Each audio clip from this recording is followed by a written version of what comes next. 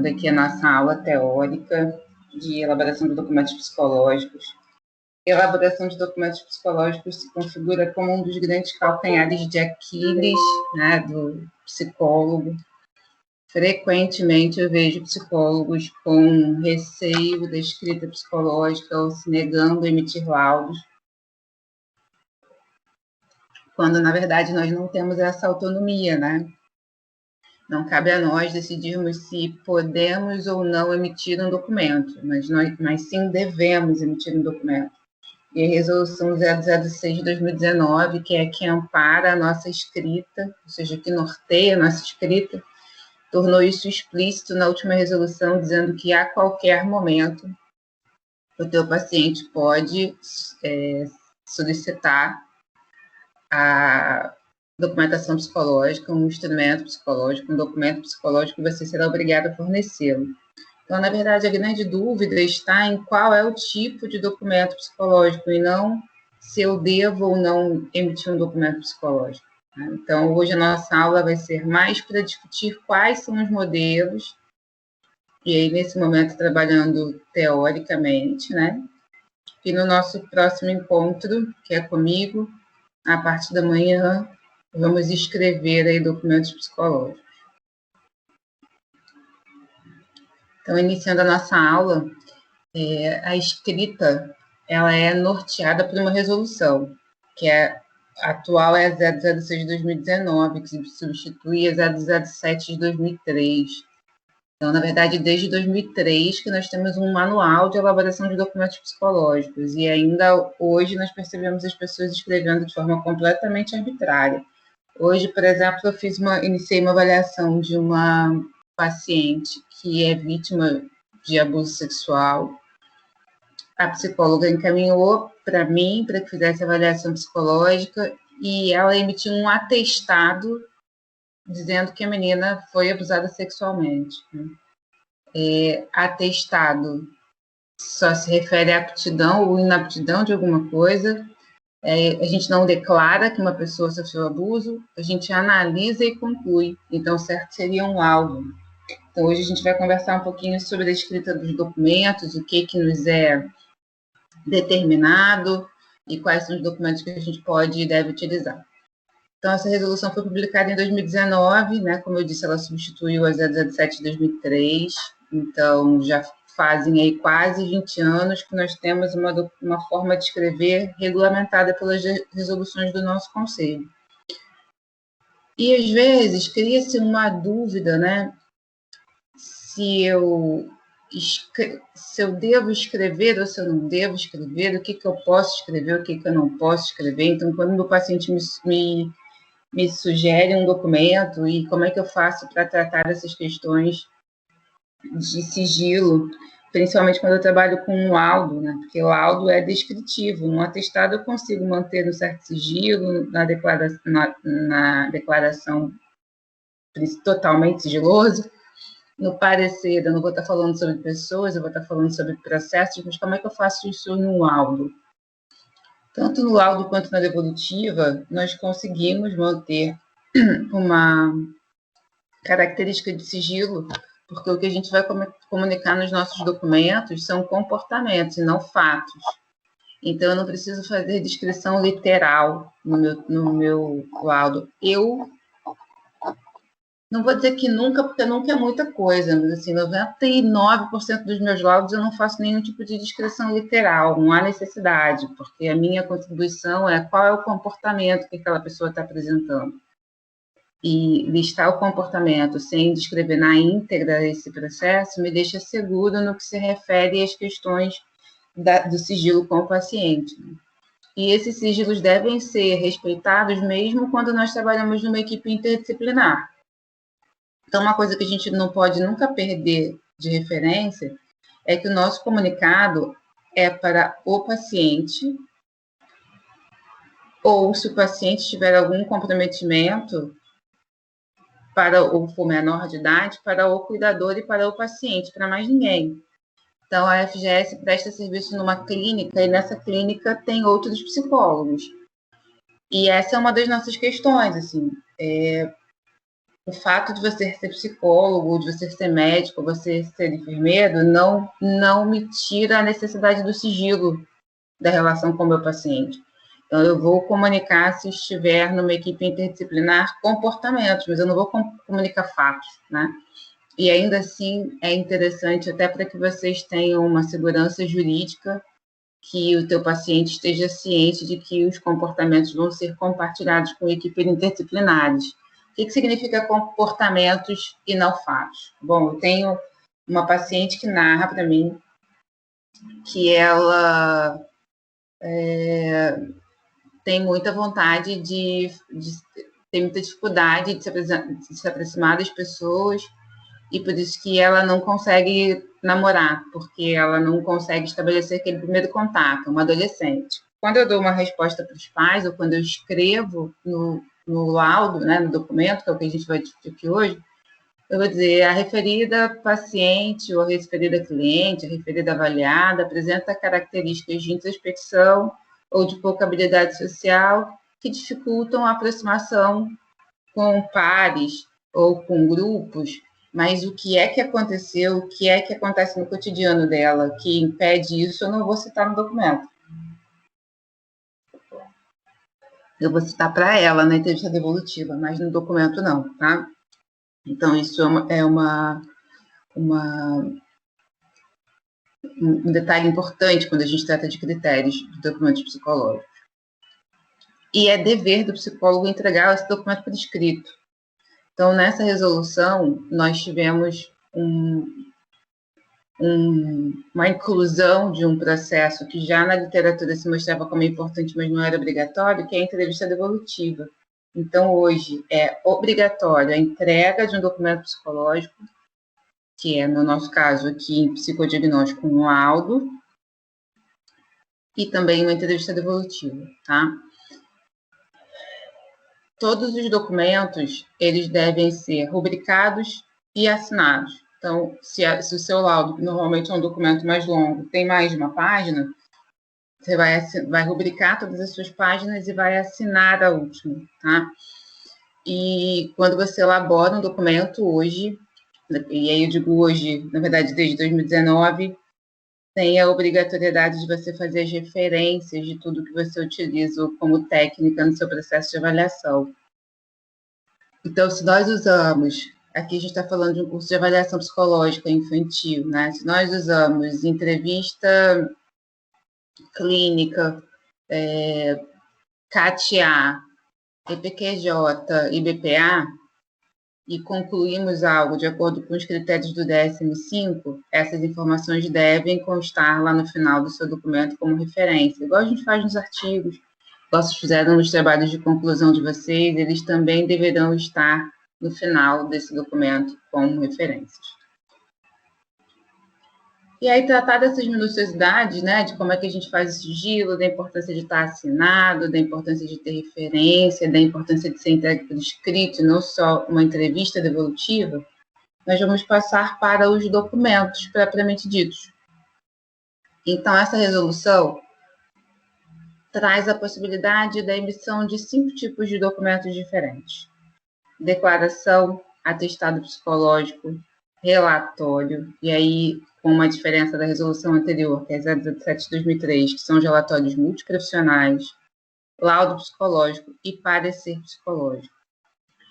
Nós temos grandes confusões aqui, ó, declaração e atestado, frequentemente as pessoas confundem, e relatório com laudo. Então, vamos trabalhar bastante aí essa diferença. Qual é o erro mais comum que as pessoas cometem, que os psicólogos cometem na emissão de uma declaração? Toda vez que eu vou a um médico e que eu preciso abonar dias, ou que eu preciso abonar o meu atraso, eu vou pedir a ele, me dá um atestado. Então, se eu precisei sair do meu trabalho mais cedo, eu tenho que comprovar que era para ir ao médico, eu vou pedir um atestado das horas. Se eu me sentir mal e eu vou precisar me afastar do trabalho, eu vou pedir atestado do dia, né? Ou o médico vai me conceder o atestado do dia ou dos dias.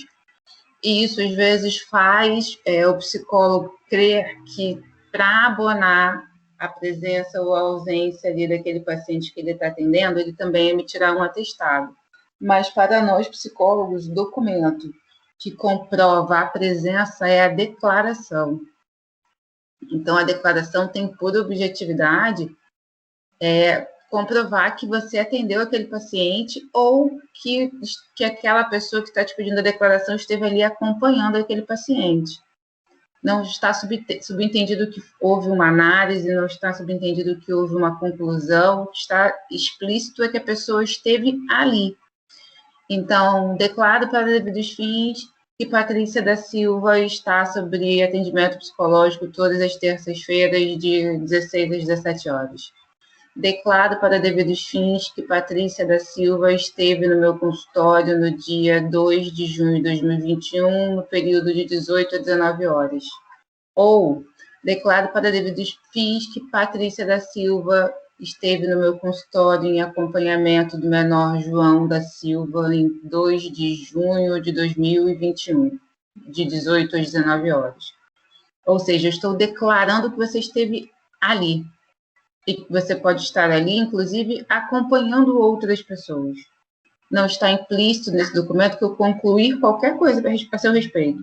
A única coisa que eu estou comunicando para devidos fins, pode ser abono, né, dispensa, algum outro tipo de comprovação. Estou apenas declarando, comunicando que você esteve sob os meus cuidados, ou que você esteve acompanhando alguém que esteve sob os meus cuidados, ou que você esteve no meu consultório para pegar um documento. Apenas isso, tá?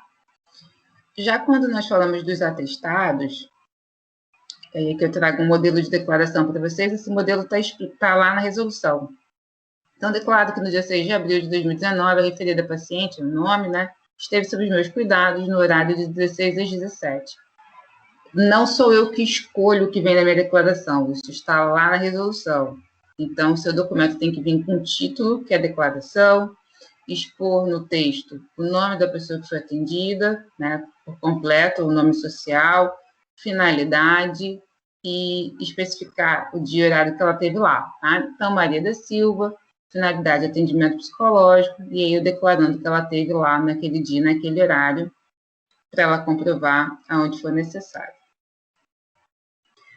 Quando eu falo de um atestado psicológico, quando eu atesto, atestar significa concluir alguma coisa, atesto, e na psicologia atestar se está apto ou inapto.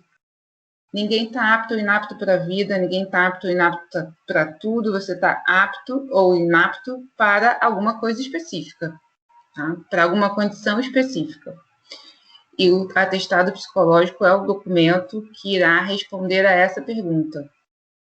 Então, Patrícia da Silva está apta ou inapta para portar arma de fogo.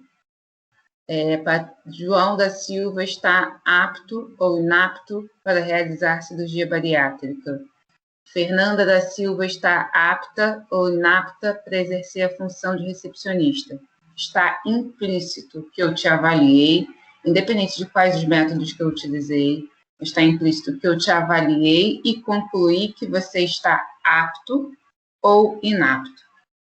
Só que todo documento psicológico precisa respeitar a dinâmica da personalidade, e é por isso que ninguém está apto ou inapto para tudo e para sempre. Então, ninguém é apto para sempre, ninguém é inapto para sempre, muito menos apto para tudo ou inapto para tudo.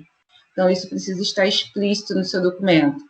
Eu atesto para devidos fins que o nome da pessoa, o número do documento, está apta ou inapta temporariamente para tal coisa, tá? Então, quando a gente pensa em atestado psicológico, eu já sei que tem um contexto específico. Então, ela pode ou ela não pode, ela está apta ou inapta a realizar alguma coisa específica, tá? Então, eu não estou descrevendo a personalidade dela como um todo, eu não estou descrevendo a dinâmica dela como um todo, eu estou dizendo, nesse momento, reúne características psicológicas que a favorecem a fazer ou a não fazer algo. O que essa resolução traz como mudança também, né? Antes, a obrigatoriedade de dizer que era apto ou inapto temporariamente já existe desde 17 de 2003. Só que nessa resolução, ele nos obriga a estipular prazo. Então, Fernando, ok, está apto temporariamente, mas temporariamente é quanto tempo? Em algumas resoluções, como porte de arma de fogo, por exemplo, como o DETRAN, traz especificado pelo próprio órgão o tempo de validade, mas outros contextos não trazem, então não tem nenhuma resolução que diz quanto tempo essa pessoa está apta a ser recepcionista, que diz há quanto tempo ela está apta para fazer cirurgia bariátrica, não diz. E aí, toda vez que não há tempo escrito em resolução, o psicólogo precisa atribuir um prazo. Então, todo atestado, todo documento psicológico tem que ter prazo, tá? E se esse prazo não for um prazo estipulado numa resolução, você é que vai arbitrar esse prazo. Eu, normalmente, coloco prazo de 6 meses, mas isso sou eu, tá? Vocês podem, de acordo com a dinâmica do paciente, com o que vocês estão avaliando, vocês podem pôr prazos mais curtos, prazos mais longos. Então, é um cuidado que a gente tem que ter na hora de escrever o documento. A única relação de prazo que ele coloca, o único contexto de tempo que ele coloca, é de tempo de guarda do documento. Então, o prazo de guarda do documento é de 5 anos. Ele diz, olha, durante 5 anos eu posso te fiscalizar, tá?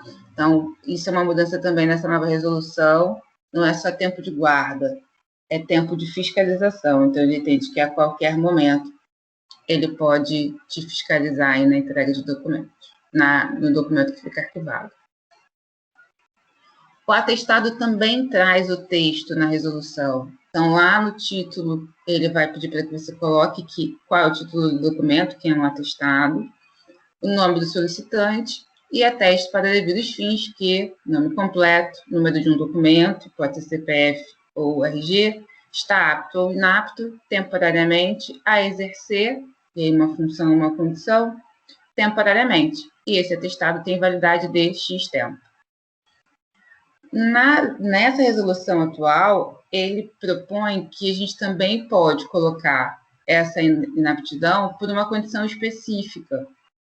Então, você pode dizer que ateste para devidos fins que o nome do paciente, o CPF, após avaliação psicológica, foi considerado inapto ao retorno ao trabalho em razão de transtorno de ansiedade generalizado, algo nesse sentido, tá? Você pode explicar qual é o transtorno que traz esse impedimento. E também vai colocar a validade. Como a validade a gente coloca em tempo, né? Validade de 6 meses, validade de 1 ano, você não pode esquecer de datar o teu documento, né? Porque é a partir daquela data ali que ele vai considerar a validade. Até aí tudo bem, gente?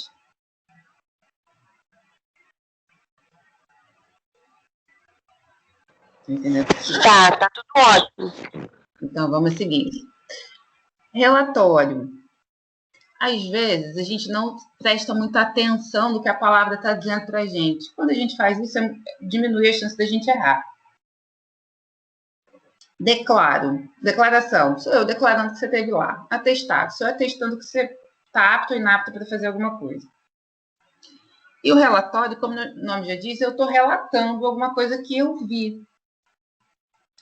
Então, ele é muito habitual, por exemplo, quem trabalha em conselho tutelar, quem trabalha em assistência, na área de assistência, quem trabalha no contexto jurídico, de maneira geral, que vai fazer visita técnica.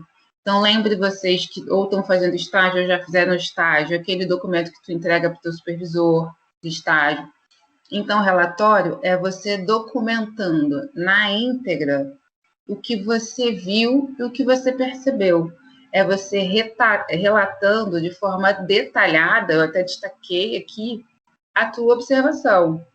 E aí, qual é a função do relatório enquanto documento? Ele vai trazer subsídio para outra pessoa, para uma outra equipe, tomar uma decisão, por isso que ele é detalhado. Então, no atestado psicológico, você tomou a decisão, você disse que está apto ou está inapto. E, frequentemente, esse documento vai circular em outros ambientes onde o teu paciente não tem controle. Então, ele vai fazer cirurgia bariátrica, o documento vai passar na mão de uma equipe inteira que ele nem sabe quem é. Ele vai fazer avaliação para dirigir, passa em todo o trâmite administrativo. Então, aquele documento circula, e é por isso que a gente não coloca nenhum texto muito detalhado ali no corpo daquele documento, não, para não tirar todas essas questões do sigilo e da privacidade do candidato, ou avaliado, como vocês queiram chamar. Já o relatório, ele é detalhado, ele é minucioso, ele tem por objetivo fazer com que aquela pessoa que está lendo o relatório se transporte para aquele lugar e entenda aquela dimensão. Então, vou tratar a relação de estágio, porque é uma experiência que todos vocês, quase todos vocês já tiveram, né, antes de formar, ou quem está se formando agora. Você atende um paciente e aí o seu supervisor de estágio, né, supervisora na FGS também, da equipe, eu falo, me conta como é que foi o atendimento. Eu quero detalhes, porque eu vou pensar o caso junto com você, verdade? Eu preciso entender o caso junto com você para te ajudar a pensar uma estratégia, a pensar um diagnóstico, e eu não estou lá, né? E o atendimento também não é filmado. Então, o relatório tem como objetivo comunicar com formalidade, porque ele é assinado, tudo o que você viu, as suas conclusões, e o relatório tem conclusão. Só que a conclusão do relatório é a tua conclusão daquele fato e não do processo. Então, trazendo para o nosso curso de psicodiagnóstico, vamos supor que um de vocês aqui trabalhe lá na equipe. E aí eu falo, Patrícia, que eu sei que está aqui, que eu vi antes de começar a dar aula. Patrícia, tem um paciente que vai iniciar, você faz a entrevista inicial dele para mim? Eu vou tomar uma decisão de qual é o plano de avaliação que eu vou trabalhar a partir da entrevista da Patrícia. Então, ela precisa retratar essa informação de forma detalhada, com comportamento verbal, com comportamento não verbal, e depois ela vai se responsabilizar por isso que ela está me falando, ela vai assinar, né? Porque esse nosso diagnóstico vai ser compartilhado. Eu vou usar o material que ela traz para mim como um dado para poder pensar alguma coisa a respeito daquele paciente. Mas ele não é uma análise final. Ele é uma observação e uma análise de um fato específico. Então, eu fui lá, observei, atendi e relatei o que eu vi. Tá? Então, quando é que a gente emite relatórios? Visitas domiciliares, um atendimento específico, como foi o exemplo que eu dei da Patrícia. A Patrícia vai fazer a entrevista para mim e eu que vou dar continuidade no caso. Você relatar atendimentos para ajudar uma equipe interdisciplinar a tomar uma decisão a respeito daquele paciente, ou um estudo de caso, tá? Então, é um relato, embora não venha essa palavra depois, associem isso, porque eu acho que fica mais difícil da gente errar. É um relato de uma experiência, tá? Então, relatório, sou eu relatando ali as experiências daquele indivíduo, a minha experiência naquele contato, naquele atendimento. Então, ele deve ser descritivo, ele deve ter narrativas, se for necessário, ao contrário do laudo, ele pode ter citações diretas, né? Então, o paciente, quando perguntado sobre a relação com a mãe, descreveu que não a vê há 7 dias, que frequentemente sai de casa e deixa sem comida. Então, você pode, no relatório, porque não é um laudo, é um documento seu, confidencial, vai para o teu prontuário, no máximo da tua equipe, você pode fazer descrições literais daquela comunicação. Mas é importante entender que não é para comunicar juízo de valores, né?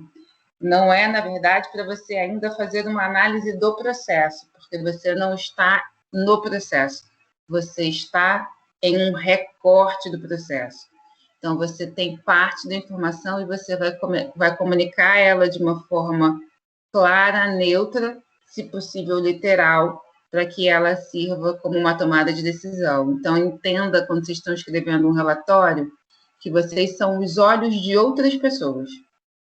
Então, você vai lá, vai observar, vai colher informações e vai retratar de maneira mais neutra possível essas informações para que isso sirva como subsídio para outras pessoas tomarem decisões, tá? Ou outras pessoas tomarem decisões junto com você. A estrutura dele também vem descrita na própria resolução. Então, o relatório tem que ter identificação, tem que ter descrição da demanda, tem que ter procedimentos, tem que ter análise e tem que ter conclusão. Cuidado quando eu falo análise e conclusão, se eu estou falando que é um relato de um fato, a gente não dá diagnóstico com um fato, não é isso? Um diagnóstico é uma integração de dados. Então, mesmo que eu analise e que eu conclua, a minha análise e a minha conclusão é do fato e não do diagnóstico. Porque a análise do diagnóstico vai acontecer num outro documento, que é o que a gente vai trabalhar aqui com mais cuidado, que é o que a gente utiliza mais, que é um laudo. Até aí, tudo bem, pessoal? Sim. Posso seguir? Pode. Então, quando a gente faz a diferença de um laudo para um relatório, o laudo, ele é a resposta de um processo. Então, eu colhi muitas informações, inclusive esse relatório, e tomei uma decisão. O relatório é retrato de um fato. Como os dois são extensos, são longos, as pessoas tendem a pensar tratar-se do mesmo documento, mas não é. O relatório é longo porque ele vai explicar um determinado fato com minúcias. O laudo é longo porque ele vai analisar aquele paciente, né? Então, o processo de análise é descritivo, é um pouco mais longo, mas ele é a resposta de um processo e não de um fato, como nós vemos frequentemente no relatório. Então, quem vai fazer a avaliação psicológica frequentemente vai trabalhar com atestado ou com laudo. Eu vou trabalhar com um atestado toda vez que eu precisar comunicar se alguém está apto ou inapto a uma condição específica, e principalmente se esse documento é um documento que ele não consegue preservar, ou seja, ele tem que entregar para outras pessoas, né? Ele precisa obrigatoriamente comunicar esse resultado. E quando o meu olhar ele pode ou não pode, deve ou não deve, está em condições ou não de fazer alguma coisa específica. Então, se a pergunta é essa, Fernanda, ele tem condições psíquicas para fazer cirurgia bariátrica? O que a pessoa está me perguntando? Ele está apto ou inapto para fazer cirurgia bariátrica? É um atestado. E um atestado, mesmo que com uma resposta sucinta, ele é a resposta de uma avaliação psicológica. Às vezes, o mesmo processo, a construção é feita da mesma forma, com a entrevista inicial, com as mesmas baterias de testes, com a mesma forma de integrar os dados, a forma de responder que é diferente, tá? Então, eu, Fernanda, defendo nas minhas pesquisas que a avaliação para o contexto de cirurgia bariátrica é uma avaliação psicológica clínica. Essa é a minha defesa. Mas, às vezes, nós entregamos atestados, porque o paciente vai precisar entregar aquele documento para um monte de pessoas que ele não tem controle. E aí, quando eu falo isso, quando eu penso, vou dar um atestado ou vou dar um laudo, isso não interfere na forma como eu faço a avaliação. Eu faço a avaliação da mesma forma. Eu entrevisto, eu aplico primeiro HTP, depois aplico FISTA, depois BSQ4, BFP, os mesmos instrumentos. E comunico essa resposta de maneira diferente, com documentos diferentes. A entrevista devolutiva é a mesma, mas o documento é diferente, tá? Então, o atestado psicológico resulta de uma avaliação psicológica e o laudo psicológico também. A diferença é que o laudo psicológico é alguém te pedindo, me explica por que eu tenho tal comportamento? Me explica se eu tenho um transtorno? A pergunta é diferente. Não é se eu posso ou não posso fazer alguma coisa, se eu estou apto ou inapto para fazer alguma coisa. É alguém querendo entender por que tem tal comportamento. Por isso que o laudo é mais descritivo, tá? Então, atestado psicológico e laudo são respostas de avaliações psicológicas, não relatório. Quando eu faço uma avaliação psicológica, quando eu escrevo um laudo psicológico que resulta de uma avaliação psicológica, eu tenho que ter 2 cuidados. Eu preciso ter uma linguagem técnica. E o que é uma linguagem técnica? Eu não vou usar linguagens do senso comum, eu vou usar construtos técnicos, né? Construtos definidos na literatura como características psicológicas. Mas eu preciso explicar isso para as pessoas. Então, não adianta eu colocar, talvez, para algumas pessoas não seja tão explícito eu colocar, João tem resiliência. Mas eu posso dar outro nome, se não resiliência, se o construto é resiliência? Não, não posso. O nome é resiliência. Mas eu tenho que explicar para ele, nesse laudo, o que é que esse negócio chamado resiliência prejudica ou ajuda. Então, você vai colocar lá, em razão do baixo score de resiliência, diante de situações com estressores ou diante de situações desconfortáveis, o referido avaliado tende a reagir com irritação. Não percebe que eu expliquei para ele? Essa característica chamada resiliência, porque eu não posso dar outro nome. Eu não posso criar um nome ou usar um nome do senso comum. Eu tenho que usar um termo técnico, que é resiliência. Isso não muda. Mas eu vou explicar para ele como é que isso que eu chamo de resiliência se expressa, como que a literatura, né, chama de resiliência, se expressa de uma forma operacional. Então, nesse paciente, a baixa resiliência está se expressando como? Ele fica irritado toda vez que as coisas não saem do jeito que ele gostaria, né? Então, ele não lida bem com essa frustração.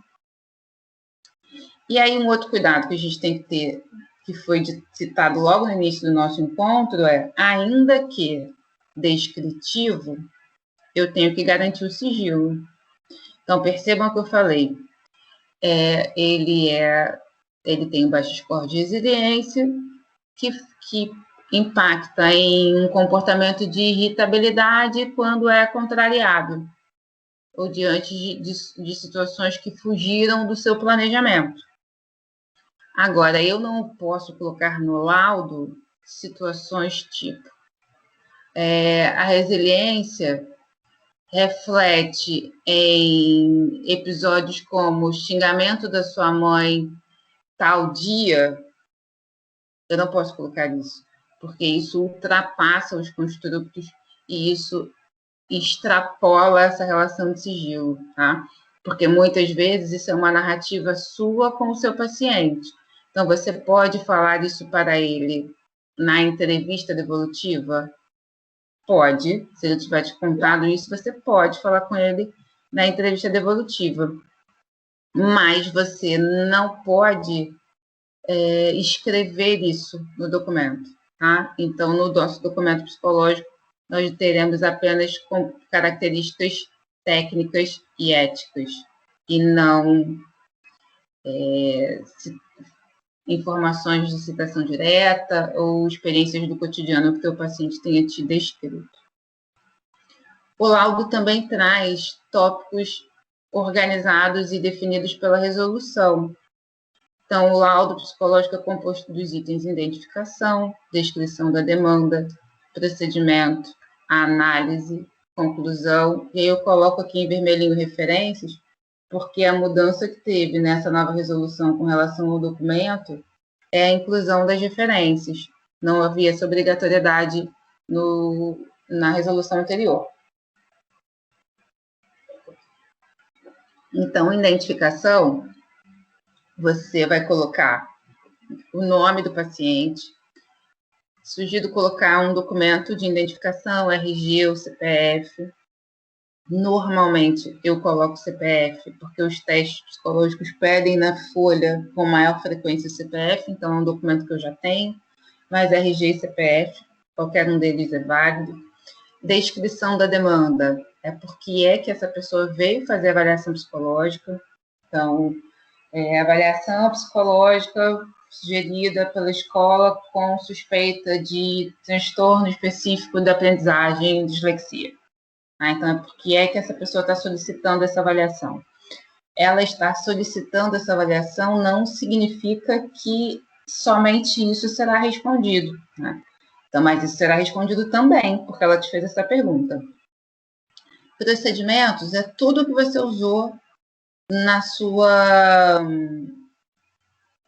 avaliação. Então, utilizei HTP na versão reduzida e acromática, utilizei pirâmides coloridas de Pfister, utilizei CAT na versão A, e técnicas dos desenhos livres.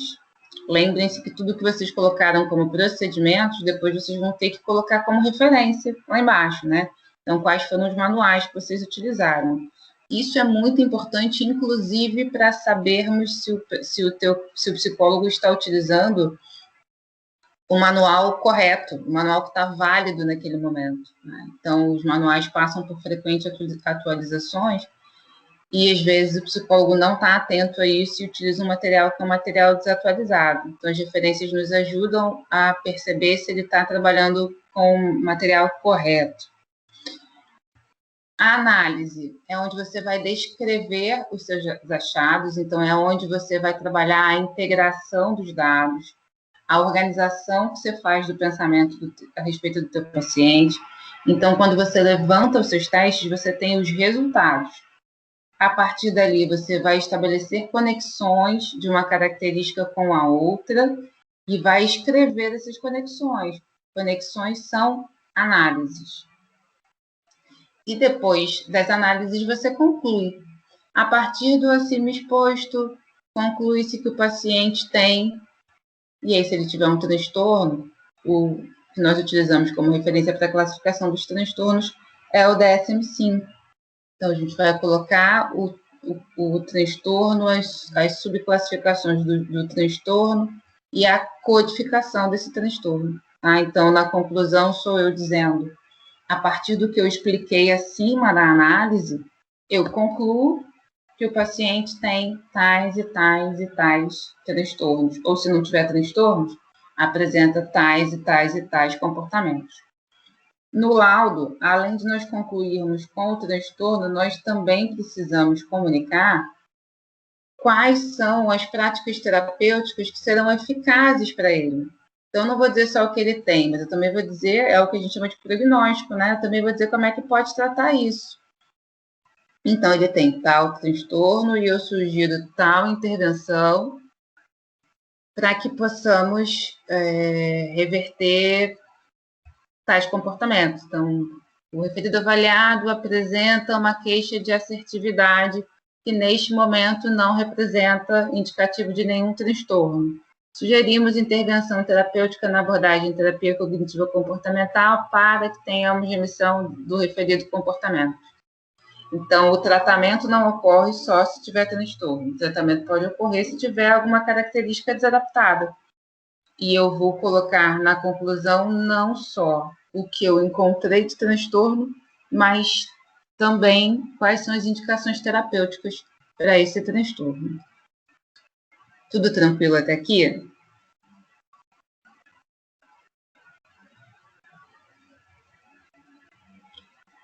Silêncio assim, né?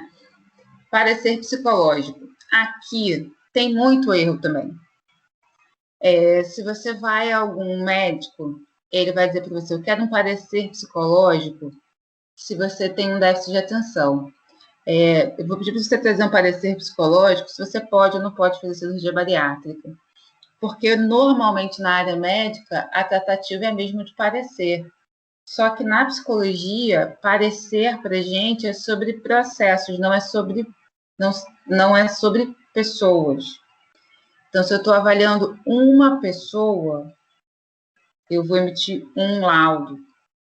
Se eu estou avaliando um processo, eu vou emitir um parecer. Então, eu vou dar um exemplo para vocês. Deixa eu parar a projeção para olhar para vocês um pouquinho. Quando eu estou emitindo um parecer psicológico, o paciente chega lá no consultório e fala, bom, eu tô com uma suspeita de que a minha filha fica muito ansiosa quando ela vai para casa do pai. E aí eu quero entrar na justiça para pedir uma visita assistida. Se ela pede para você avaliar a criança e emitir um documento sobre as condições psicológicas da criança, é um laudo.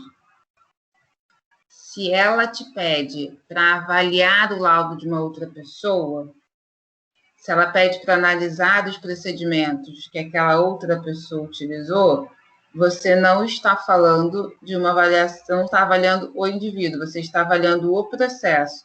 O que você quer saber é se a Fernanda utilizou ali ferramentas corretas para investigar aquele candidato, aquele paciente. Se eu estou pedindo para avaliar o processo que a Fernanda fez, eu estou pedindo um parecer técnico. Então, uma banca de concurso, o candidato te pede para representar ele. Olha, eu fiz uma avaliação psicológica no concurso, e daí eu fui contraindicado, e eu queria entrar com um recurso. Se ele pede para você ir até o psicólogo responsável pela avaliação, olhar os testes, emitir um laudo dele, o que ele está te pedindo é um laudo, uma avaliação psicológica para que você se posicione a respeito dele. Se você abre um recurso contra a banca, questionando um teste que foi utilizado, então, reivindicando o anulamento do concurso porque utilizaram um teste X para avaliar a atenção concentrada e esse teste não avalia a atenção concentrada. Ou porque você entendeu que o ambiente da testagem não era um ambiente correto, era um ambiente insalubre, e por conta disso você foi prejudicado. Você não está questionando o sujeito, você está questionando o processo. Então, toda vez que a gente pede um questionamento do processo, nós estamos falando de um parecer técnico, tá? Então, se eu estou avaliando uma pessoa, eu vou emitir um laudo. Se eu estou avaliando um processo, eu vou emitir um parecer. Frequentemente tem essas confusões. Então, repetindo todos os documentos. Se o candidato, se o teu avaliado chega no seu consultório e pede, Patrícia, eu preciso dar um atestado, porque eu preciso abonar a minha falta lá no trabalho. Embora ele fale atestado, a Patrícia sabe que o documento que abona falta, que abona atraso para a psicologia não é um atestado, é uma declaração. Atestado psicológico é utilizado para você dizer que há uma aptidão ou uma inaptidão por uma condição específica, num tempo específico. Quando nós falamos de parecer, laudo e relatório, que são documentos mais minuciosos, a diferença deles está em relatório é sobre processos. Estou relatando uma experiência que eu vivi, relatando alguma coisa que eu vi, que é na íntegra, detalhado, minucioso, pode ter citação direta, pode, inclusive, concluir, mas não concluir sobre um processo, sim concluir sobre um fato, sobre aquilo que eu vi. Quando eu falo de um laudo, significa que eu avaliei esse sujeito, que dessa avaliação eu fiz uma análise e eu concluí alguma coisa a respeito dele. Então, também é um processo minucioso, porque na análise eu vou descrever as dinâmicas psicológicas desse candidato, desse avaliado. E quando me pedem um parecer não é sobre uma pessoa, é sobre um processo. Ele também vai ser minucioso, vai ser analítico, vai ser explicativo, mas não sobre pessoas, e sim sobre processos. Então, esses são os 5 documentos que a gente pode emitir enquanto psicólogo. Todos devem ter validade. A validade, quando não tipificada em alguma resolução específica, você deve definir qual é a sua validade. A única validade que aparece na resolução é a validade da guarda e a possibilidade de uma palavra na investigação, mas de uma perícia, né, do conselho, ele também não usa a palavra perícia, mas me faltou a palavra agora, fiscalização, de uma fiscalização daquele documento por 5 anos, e todos os documentos precisam garantir o sigilo do sujeito. Então, exceto o relatório, porque relatório você ou é seu prontuário, você vai guardar, ou você vai manter na sua equipe, e por isso ele diz que pode ter citações diretas, mas os outros documentos não devem ter para garantir o sigilo daquele sujeito. A qualquer momento, o teu paciente pode pedir um documento psicológico e esse documento psicológico por escrito deve ser entregue, tá? Então, ele precisa necessariamente ter uma comunicação verbal, que é a entrevista devolutiva, e também uma comunicação por escrito, que é o documento. Ok para documentos psicológicos? Ok. Alguma dúvida? Não, professora, está esclarecido. Então, no sábado, a gente se encontra para fazer a parte prática. Então, vocês vão escrever lá um laudo junto comigo. Combinado? Ah, legal. Combinado, então, é 8 às 10. Isso aí. Então, se não temos dúvidas, paramos por aqui nessa aula.